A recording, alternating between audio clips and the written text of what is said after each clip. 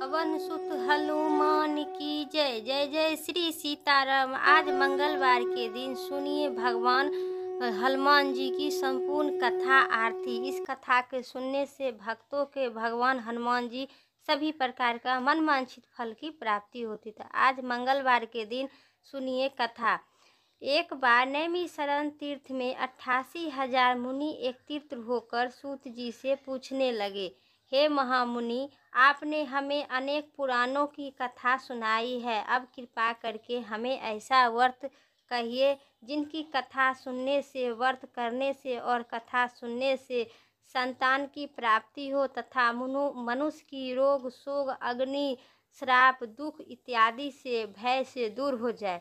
कलयुग में सभी जीवों के आयु बहुत कम है। इस पर यदि चिंता न कर हो तो कष्ट लगने लगेगी। फिर भी हरि विष्णु की चरण में अपना ध्यान कैसे लगा सकती है।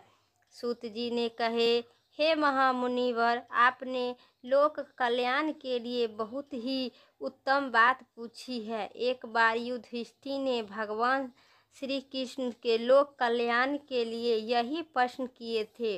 भगवान श्री कृष्ण और युधिष्ठिर का संवाद में आपके सम्मान कहता हूँ, ध्यान पूर्वक सुनिए। एक बार हस्तिनापुर की राजसभा में योगी राज श्री कृष्ण बैठे हुए थे। तब युधिष्ठिर ने भगवान श्री कृष्ण से प्रश्न किए, हे प्रभु आनंद गोविंद, आपने मुझे अनेक कथा सुनाई है। आज कृपा करके कोई ऐसा व्रत कथा आपने सुनाइए जिससे करने से मनुष्य की रोग चिंता तथा भय से मुक्ति हो जाए, उसे पुत्र की प्राप्ति हो। हे प्रभु, पुत्र के बिना मनुष्य जीवन व्यर्थ है, वह नरगामी है, नरक के भोगत होती है। पुत्र के बिना मनुष्य तृप्त से छुटकारा नहीं पाती है, पूर्व जन्म में पुत्रदा नहीं हो पाती है। आप पुनः नरक से उद्धार के पाप से छुटकारा कर सकते, अतः पुत्रदायक व्रत आप विस्तार से हमें बताइए। भगवान श्री कृष्ण कहे, हे राजन, एक प्राचीन इतिहास सुनाता हूँ, आप उसे ध्यान पूर्वक सुनिए। कुंडलपुर नामक एक नगर में नंद नामक एक महामुनि ब्राह्मण रहता था। उनका गुजारा जैसे तैसे चल रहा था, परंतु वह बहुत दुखी रहता था क्योंकि उनके कोई संतान नहीं थी। उनकी पत्नी सुदंता पतिव्रता थी। हनुमान जी की भोग लगाने के बाद स्वयं भोजन करती थी। एक बार मंगलवार को गृह काज की अधिकता के कारण वह व्यस्त हो गई। वह मंगलवार का दिन हनुमान जी के भोग न लगा सकी। इस पर उसने बहुत दुखी हुआ। उसने स्वयं भी भोजन नहीं की, प्रण की कि अब मैं अगले मंगलवार को हनुमान जी को भोग लगाकर ही अन्न जल ग्रहण करूंगी। तब ब्राह्मणी सुदंता प्रतिदिन भोजन बनाती थी, श्रद्धा पूर्वक पति को खिलाती थी, परंतु स्वयं भोजन ग्रहण नहीं करती थी और मन ही मन श्री हनुमान जी की आराधना करती थी। इस पर 6 दिन तक सुदंता भोजन नहीं की, अपने प्रण के अनुसार भूखी प्यासी निहार रही। परंतु 7वें दिन मंगलवार को दिन प्रातः काल वो बेहोश होकर गिर पड़ी। सुदंता की इस असीम भक्ति से श्री हनुमान जी बहुत प्रसन्न हुए और उनके सम्मुख प्रकट होकर बोले, अपने ध्यान देव आराध्य देव को श्री हनुमान जी को अपने समक्ष पाकर आनंद से बिरूह उठ गई, आश्चर्यचकित हो गई, उनके चरणों में गिर पड़ी और कही, हे प्रभु, मेरे कोई संतान नहीं है, कृपा करके मुझे संतान के प्रदान करे। हनुमान जी ने कहे, तेरी इच्छा पूर्ण होगी, तेरे यह कन्या उत्पन्न होगी। उसने अष्टगण प्रतिदिन सोना चांदी रहेगी। इसी प्रकार वर देकर हनुमान जी अंतर्ध्यान हो गए। ब्राह्मणी सुदंता बहुत हर्षित उल्लास के साथ उनमें उसने यह समाचार अपने पति को जाकर कहा। ब्राह्मण देव कन्या को वरदान सुनकर बहुत दुखी हुए, परंतु ऐसा भी सोना मिलने की बात सुनी तो बहुत प्रसन्न हुए। विचार की कि ऐसा कन्या के साथ मेरी निर्धनता गरीबी दूर और समाप्त हो जाएगी। हनुमान जी की कृपा से यह ब्राह्मणी गर्भवती हुई। 10वें महीने में एक सुंदर सा कन्या का जन्म दी। वह कन्या अपने पिता के घर ठीक उसी तरह बढ़ने लगी जिस प्रकार शुक्ल पक्ष की चंद्रमा बढ़ने लगती है। 10वें दिन ब्राह्मण ने उस बालिका का नामकरण संस्कार करवाए। उनके कुल पुरोहित ने उसे बालिक का नाम रत्नबाला रखा। उस कन्या का पूर्व जन्म में विधि विधान से मंगल देव का व्रत किया था और किया करती थी। रत्नबाला अष्टगन प्रतिदिन बहुत सा सोना देती थी। उस सोने का आनंद ब्राह्मण बहुत धनवान हो गई। ब्राह्मणी सुदंता भी बहुत अभिमानी हो गए। समय बीतने के साथ रत्नबाला 10 वर्ष की हो चुकी थी। एक दिन ब्राह्मणी सुदंता ने नंद ब्राह्मण से कहा, हमारी पुत्री रत्नबाला विवाह योग हो गई है, अतः कोई सुंदर तथा योग वर देखकर उनका विवाह करवा दीजिए। वह सुनकर ब्राह्मण ने बोले, अभी तो रत्नबाला बहुत सी छोटी है, तब अभी शादी की क्या जल्दी है। उस पर वह ब्राह्मणी ने कहा, शास्त्र की आज्ञा है कि कन्या 8वें वर्ष में गौरी होती है, 9वें वर्ष में रोहिणी है, 10वें वर्ष में कन्या, इसके पश्चात रत्नवाला हो जाती है। गौरी के दान से पाताल लोक में और रोहिणी के दान करने से वैकुंठ लोक में और कन्या के दान करने से इंद्रलोक में सुखों प्राप्ति होती है। माता पिता के अगर रत्नबाला का दान नहीं किए जाते हैं तो घोर नरक की प्राप्ति होगी माता पिता को, हम दोनों को। पर यह नंद ब्राह्मण ने कहा, अभी तो रत्नबाला 10 वर्ष की ही है, मैं तो 16 साल की कन्या को विवाह कराए हैं, अभी जल्दी क्या है। ब्राह्मणी सुदंता ने कहे, आपको लोभ अधिक हो गया है। अगर 11 वर्ष की कन्या का विवाह नहीं होता है तो उसने मानसिक धर्म रत्न की प्राप्त और बड़े भाता को पान करना पड़ता है। शास्त्र में कहा गया है कि यदि माता पिता और बड़े भाई रत्नबाला कन्या को देखता है तो वे नरक भोगी होते हैं। दूसरे दिन ब्राह्मण ने दूत को बुलाकर कहा, मेरी कन्या जैसी सुंदर है वैसे ही सुंदर वर के लिए तलाश करो। दूत स्वामी की आज्ञा पाकर वे वर खोजने के लिए चल पड़े। अनेक नगर घूमने के बाद सोमेश्वर अच्छा लगा और दूत ने इन सुंदर गुणवान ब्राह्मण पुत्र के बारे में अपने स्वामी को पुनः विस्तार से कहा।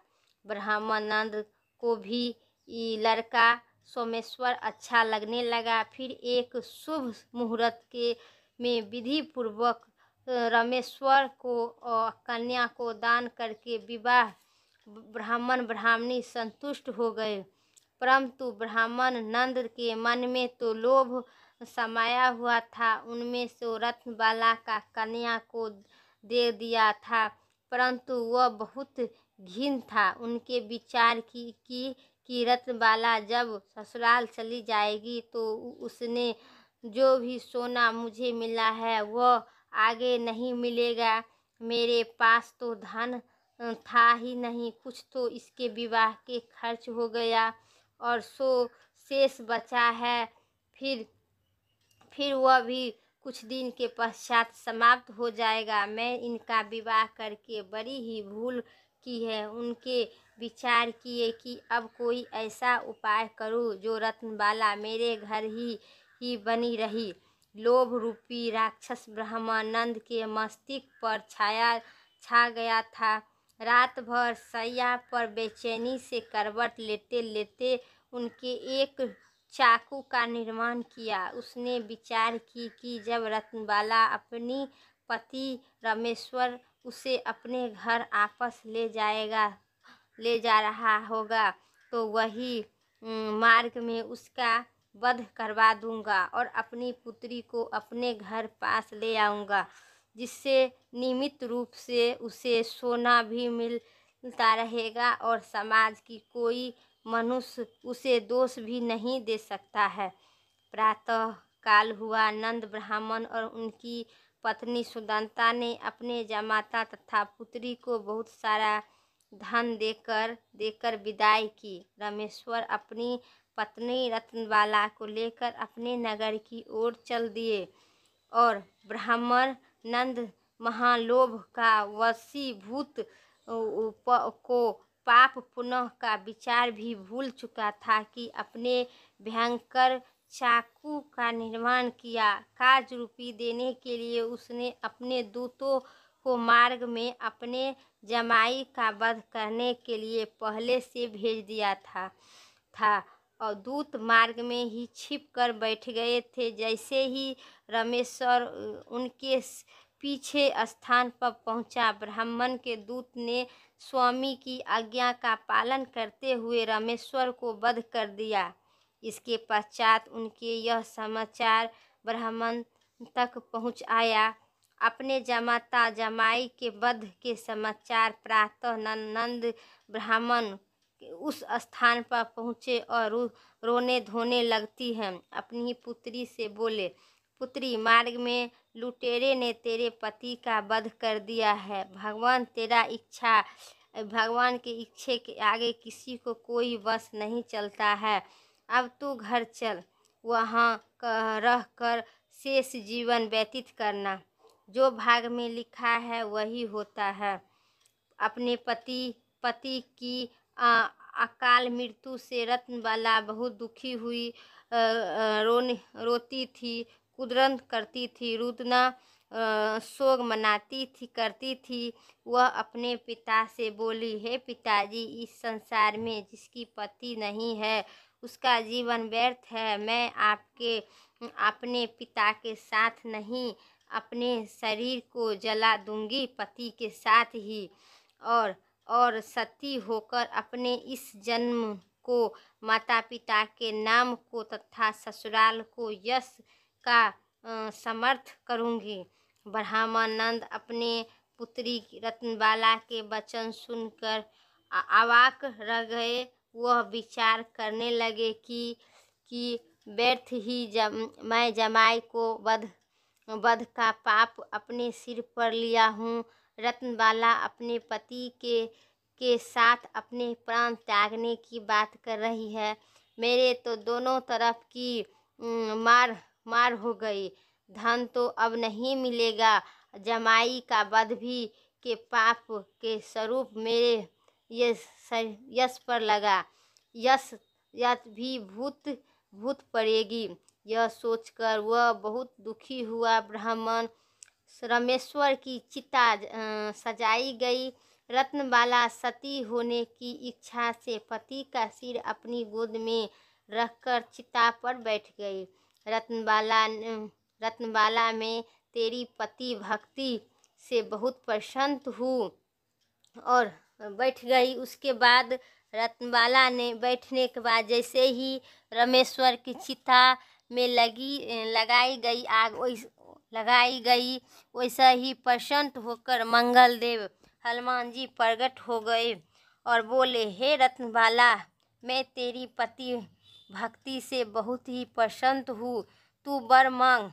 रत्नबाला ने अपने पति का जीवन दान मांगा और हनुमान जी मंगल देव से बोला, हे भगवान। रत्नबाला बोली, हे भगवान, मेरे पति अजर अमर है, यह बड़ा विधान भी होगा। इसके अतिरिक्त तेरी जो इच्छा हो वह मांग। रत्नबाला ने कहा, हे ग्रहों की स्वामी, यदि आप मुझ पर प्रसन्न हो तो मुझे यह वरदान दीजिए कि भी जो मनुष्य स्त्री पुरुष मंगलवार के दिन प्रातः काल लाल पुष्प लाल चंदन से पूजा करे, आपका समक्ष और स्मरण करे, उसे व्रत रोग व्यर्थ न हो और स्वरजनों से भी कभी विरोग न हो, श्राप अग्नि तथा शत्रुओं को भय न रहे। जो स्त्री मंगलवार का व्रत करे वह कभी विधवा न हो। मंगलदेव ने तथास्तु कहा, ऐसा ही होगा कहकर अंतर्ध्यान हो गए। मंगलवार के दिन मंगल देव की कृपा से रामेश्वर जीवित होकर उठा। रत्नबाला अपने पति को पुनः प्राप्त कर बहुत प्रसन्न हुई। रामेश्वर अपनी पत्नी को देखकर अपने नगर चल गए। इसके बाद दोनों पति पत्नी मंगलवार के दिन मंगलदेव का हनुमान जी का प्रत्येक मंगलवार को व्रत करने लगे और मंगलदेव का कृपा से लोग का सुख ऐश्वर्य भोगकर आनंद लोग स्वर्ग लोक चले गए। यहीं पर बोलिए प्रेम से सियावर मंगल हनुमान जी महाराज की जय। सभी देवी पवन सुत हनुमान की जय। मेरा कथा यहीं तक था। अब सुनिए कथा की आरती। आरती कीजिए हनुमान लला की, दुष्टि दलन रघुनाथ कला की। जाई बल से गिरधरि कांपे, रोग सोग जाके निकट न आके। अंजनी पुत्र महाबलदाई, संतन के प्रभु सदा सहाई। आरती कीजिए हनुमान लला की। देवीरा रघुनाथ पठाए, लंका जाए सिया सुध लाए। लंका सौ समुद्र सिखाई, जाते पवन सुत बार लगाई। लंका जाई असुर संहारे, सिया राम जी के काज समारे। लाए सजीवन लखन जियावे, आरती कीजिए हनुमान लाला की। दुष्ट दलन रघुनाथ कला की। लक्ष्मण मूर्छि पड़े सकारे, अग्नि सजीवन प्राण उजारे। पोठ पताल तेरी जन्म कराई, अहि रावण के भुजा उखाड़ी। बाएं भुजा असुर दल मारे, दाएं भुजा संतन जन सारे। सुर नर मुनि जन आरती उतारे, जय जय जय हनुमान उचारे। कंचन थाल कपूर के लाई, आरती करती अंजना माई। जय हनुमान जी की आरती गावे, बस बैकुंठ पदम पद पावे। लंका विध्वंस किन्हे रघुराई, तुलसीदास प्रभु करत कराई। हर आरती कीजिए हनुमान लला के, आरती कीजिए हनुमान लला के। सियावर विष्णु भगवान की जय, सियावर राम पवन पुत्र हनुमान की जय। मेरा वीडियो यहीं तक था। वीडियो अगर अच्छी लगी तो लाइक करिएगा, चैनल पर नए हैं तो सब्सक्राइब करें। आशा करती हूँ मेरा वीडियो पसंद ज़रूर आएंगे और कमेंट बॉक्स में कमेंट ज़रूर कीजिएगा। उम्मीद करते हैं आपको कमेंट के ज़रूर मैं जवाब दूंगी। फिर अगली वीडियो लेके आते हैं, तब तक के लिए जय श्री राम, राधे राधे।